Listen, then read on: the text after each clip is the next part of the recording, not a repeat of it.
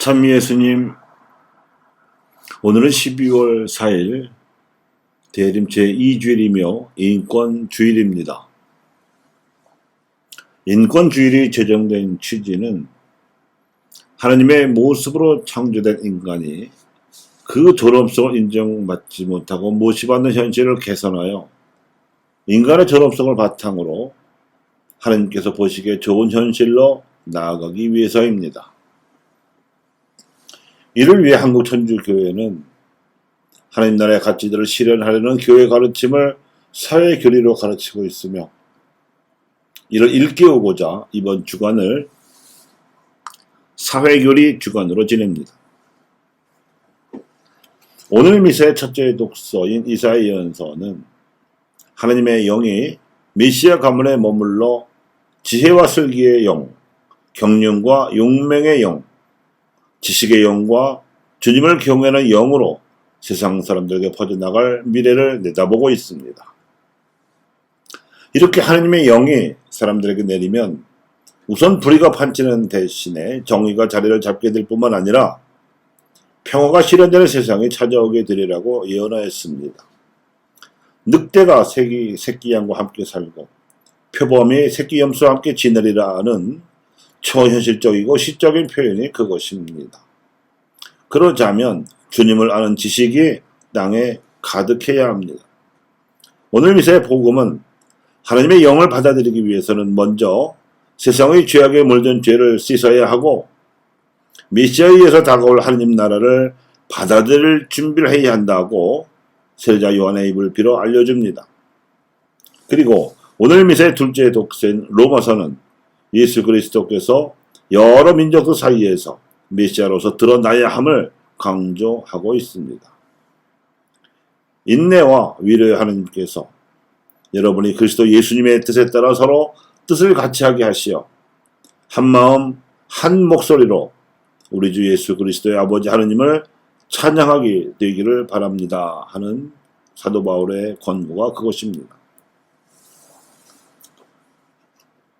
인간은 다른 피조물에 비해 수명이 길거나 신체 기능이 우월해서 존엄한 것이 아니라 하나님을 닮아서 그분의 뜻대로 세상을 다스리도록 창조되었기 때문에 존귀합니다. 그래야 하나님께서는 피조물 중에 가장 정교하게 인간의 몸을 지어내셨습니다. 그리고 창조주 하나님께서는 다른 피조물과 달리 인간에게는 수준 높은 의식을 진화시키셔요. 당신과도 통교하게 이끄셨습니다. 그리고 인간의식의 또 다른 이름인 혼이 당신의 영과 소통할 수 있도록 구세주를 세상에 보내셨습니다. 구세주로 오신 예수님께서는 하나님을 닮은 삶을 몸소 보여주시고 십자가 죽음으로 부활하신 후에 하나님의 영을 세상에 보내주셨습니다.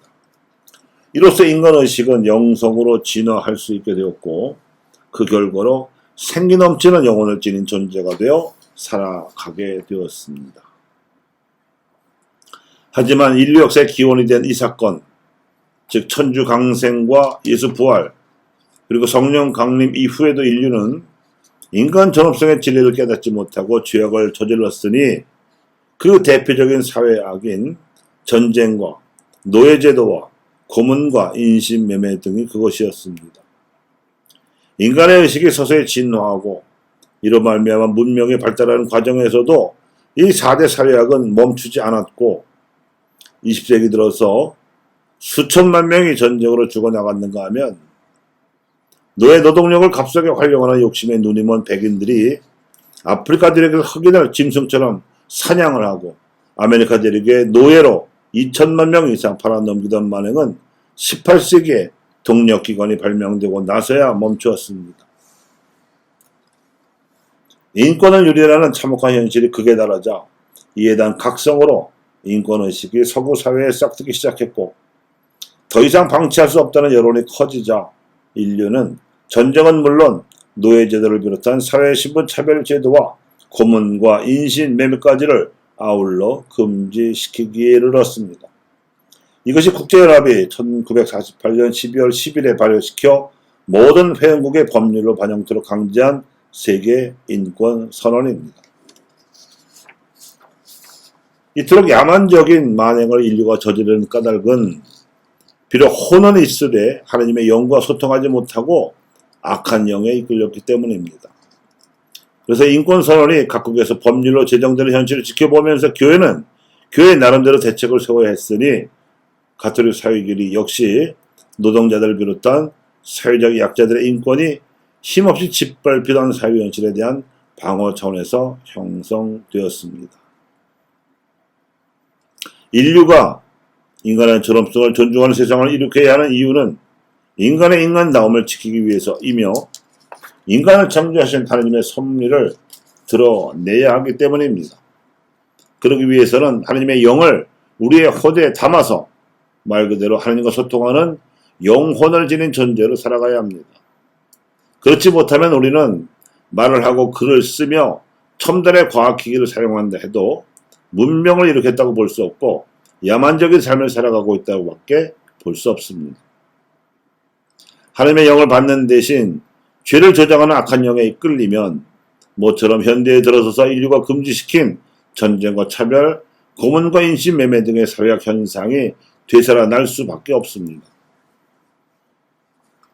모든 운동 경기가 상대방에 대한 방어도 해야 하지만 공격도 효율적으로 해야 경기에서 승리를 얻을 수 있듯이 세상의 죄에 대한 싸움에서 이기려면 인권 유린에 대한 방어 대책만으로 그칠 것이 아니라 적극적이고 능동적으로 인간의 존엄성을 구현하려는 노력이 강구되어야 합니다.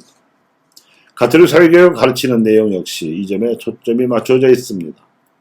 그리고 그리스도 신앙교리의 열매인 사회교리의 목표는 부활신앙이며 부활의 행동으로 새로운 사회, 즉 새하늘에 따른 새 땅을 이룩하는 데 있습니다. 그러자면 역시 인간은 그리고 인류는 하나님의 영에 이끌려야 하고 명실상부하게 영혼을 지닌 존재로 살아가야 합니다. 인간의 존엄성에 따라서 사회교리가 가르치는 그 다음에 중요한 원리는 재화의 보편성입니다. 모든 사람이 존엄하게 살아가자면 신체의 건강과 마음의 행복을 확보하기 위한 최소한의 재화가 주어져야 하기 때문입니다. 모든 사람은 먹고 입고 쉴 수 있어야 하고 안전하고 위생적인 환경에서 생활하며 하나님의 뜻을 알 수 있고 세상에 기여할 수 있도록 교육을 받아야 합니다. 이런 조건들이 모든 사람에게 최소한의 재화가 각자의 노동으로 마련될 수 있어야 하는 이유입니다. 사실 이런 목적을 위해서 하나님께서는 인간에게 땅을 주셨고 인간이 자기 노동으로 땅을 경작해 얻을 수 있도록 이성의 능력까지 주셨습니다. 노동과 이성으로서 성취하는 열매인 기술과 지식 또한 하나님의 선물입니다. 따라서 이 선물을 하나님께서는 모든 사람이 고르게 얻을 수 있기를 바라십니다. 이것이 재화의 보편성입니다. 사회교리의 으뜸 원리가 인간은 존엄성이요 버금 원리가 재화 보편성이라면 이를 뒷받침하는 바탕 원리는 사회의 공동선입니다.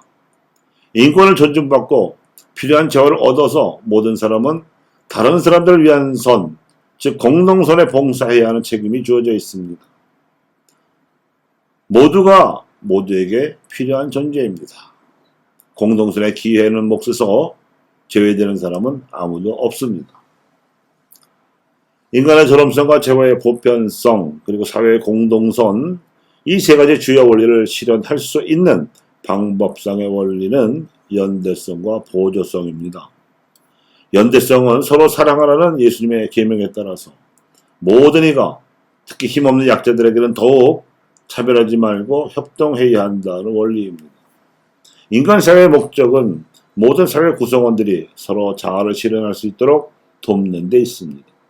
그런데 힘이 모자라서 어려움을 겪는 이들이 있다면 힘을 보태줌으로써 자아 실현이 가능해지도록 해야 한다는 것입니다. 그래야 연대성 원리는 보조성 원리로 나아갑니다. 나라 전체에서 공동선의 가장 큰 책임을 져야 할 주체는 정부인데 비록 정부의 책임에 비해서는 보조적인 역할일지라도 개인들이나 특히 가난하고 힘없는 약자들에게 있어서도 공동선에 기여할 수 있는 기회와 역할은 마땅히 그리고 충분히 보장되어야 한다는 원리가 보조성입니다. 그래서 이 원리는 자주성 또는 자율성 원리이기도 합니다. 이를 위해서 각 상급기관 또는 상위 조직은 지원하고 교육하며 돌보아 주어야 할 책임이 주어져 있습니다. 이러한 연대성과 보조성이야말로 민주주의가 구현될 수 있게 해주는 핵심 가치입니다. 교우 여러분, 가톨릭 교회가 물려받은 세 가지 보화가 있습니다. 성체성사와 성모신심과 사회교리입니다. 성체성사를 통하여 우리는 하나님의 영을 우리의 혼에 부여받고 소통합니다. 성모신심을 통하여 우리는 하나님과 소통하는 본보기로서 성모 마리아를 공경합니다. 성모 마리아께서 하나님을 찬송하셨던 바 그분께서는 당신 팔로 권능을 떨치시어 마음속 생각에 교만한 자들을 흩으셨습니다. 통치자들을 왕좌에서 끌어내리시고 비천한 이들을 들어 높이셨으며 굶주린 이들을 좋은 곳으로 배불리시고 부유한 자들을 빈손으로 내치셨습니다. 하는 찬송이야말로 사회교리의 유체입니다. 거룩한 종교와 공정한 정치와 공평한 경제가 실현되는 새로운 세상이야말로 하나님의 뜻이 하늘에서와 같이 땅에서도 이루어지는 새 땅입니다.